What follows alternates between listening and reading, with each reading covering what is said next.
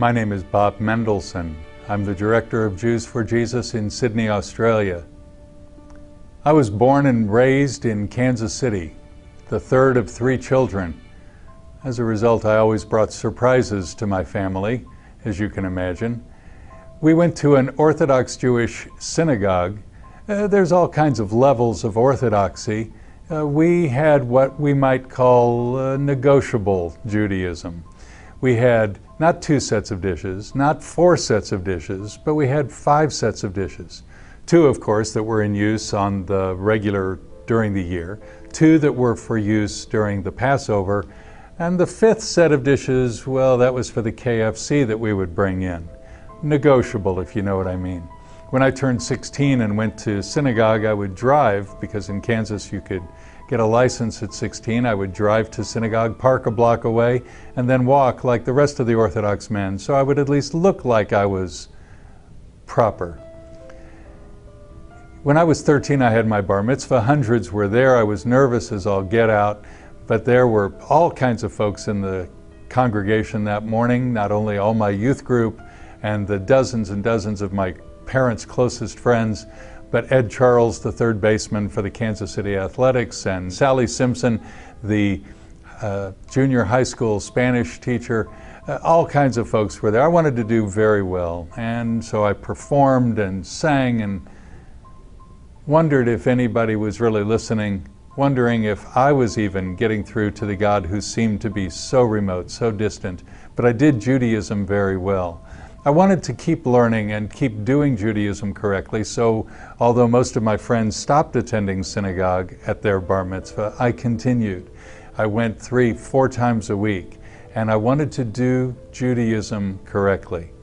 When I was 16, I went to a sleepaway camp in Wild Rose, Wisconsin. It wasn't that wild, but there for 2 weeks I was with all kinds of other Jewish folk from the Midwest, and a fella from New York City.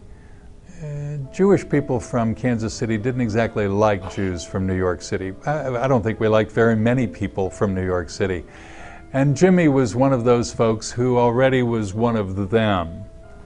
When I met Jimmy, though, I was captivated by his keenness in being Jewish and his seeming connection between things Jewish and his own personal life. He was only a few years older than me. So I took what he did on board, and I came home after that fortnight away with my family, and I was with them and told them I wasn't going to eat their food, but rather prepare my own. I wasn't going to drive to synagogue anymore. I was going to walk to a more nearby one, where there was a mechitza, a separation between the men and the women. I was going to do Judaism more correctly. I guess that's the thing about religion. Once you have some, you start having more, and you define more and more, and who's outside as less and less. Well, there I was trying to do my Judaism correctly, and even learned with rabbis, and continued to press on in this Jewish life. It was significant to me. Oh, I graduated high school, I sang in the choirs. Everything about my life, though, was Jewish. I had Gentile friends, a few here and there, but I basketballed with and tennised with Jewish friends. I had a chess club I went with. Everybody I knew was Jewish. We hung out with one another. Well, at 17, I graduated high school in Kansas City and went to Washington University in St. Louis to be a doctor, like most of my friends. And that was counterculture time. So in 1969, I started taking on board all kinds of things, including the hippie lifestyle of drugs, sex, and rock and roll. That's what you did to non-conform together. We all looked the same, dressed alike. We did all that stuff because we were non-conformists. And what we wanted was to find meaning and relevance. All the while I was doing that, my hippie commitments, I was also committed to university and trying to learn, and my educational commitments were full on as well. Oh, at the same time I maintained my Jewish commitments and even rallied others from Cincinnati and from New York to join me in my dormitory room to pray the prayers and be devoted to the Jewish religion. I continued learning now with Rabbi Poland at Tiferes Israel Hever Kadisha, the synagogue, the Orthodox synagogue in the Del Mar Loop in St. Louis's University City. I traded out, because you don't get those for free, I traded guitar lessons for his son so that I could learn with the rabbi. All the while, I kept trying to put my head together, as we called it. I wasn't really happy. University gave me less pleasure. Judaism was giving me all kinds of personal identification, but not really deep meaning and relevance. One night I went to synagogue, it was a Friday night, and I had a Shabbos Goy, a Gentile who looked after some of the things I couldn't look after, including turning on and off the light switch there in my dormitory room. Well, Neil, the Gentile from Winnetka, Illinois, had failed that night to turn off my light when I returned from synagogue, and there I was lying on my dormitory bed at Elliott Hall in St. Louis, and looked up and thought, this is ridiculous. After, who knows, maybe 5 minutes, maybe 35 minutes, I'm not sure how long. And I went and turned off the light. Now what happens? Now how much of the Torah and the mitzvahs and all the things that I was supposed to be committed to was I going to maintain? Soon everything was gone, and my whole life went into chaos. After 3 semesters at Washington University, I dropped out, hitchhiked around the United States looking for that meaning and relevance. I was in New Orleans. I remember dancing at about 3 in the morning on Bourbon Street in the French Quarter next to a guy who was of a different color, different everything than I was. And for some reason, out of the depths of my heart came this hatred that made no sense for a man of peace and love. I knew what I was doing was wrong, but I had no control over it. I hitchhiked some more, and I was in Atlanta, Georgia. I was in a crash pad at the university, Emory University, and there, while one of the fellows was in taking a shower, I rifled his trousers and pulled out a $5 note and put it in my pocket, knowing all the while that thievery was wrong, but I needed the money.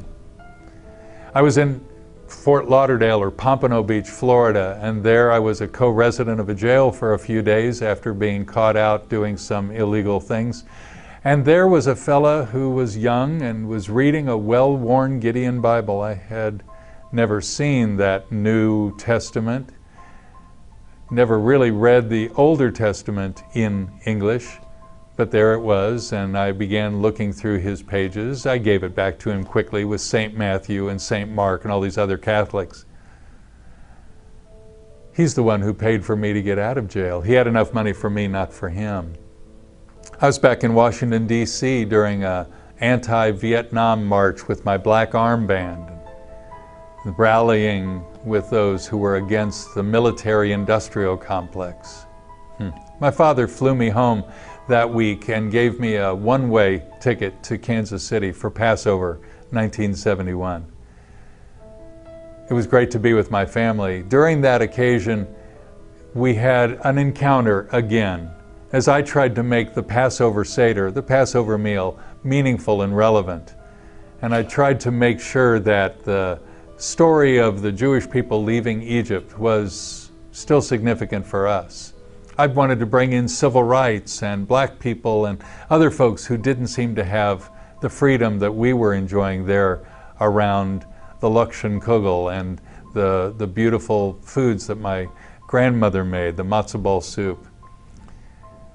Well, there was an occasion in the Seder where I tried to bring in something new, and it brought great cacophony and more chaos to the Seder. My father took the Seder back over, and I walked out of the house.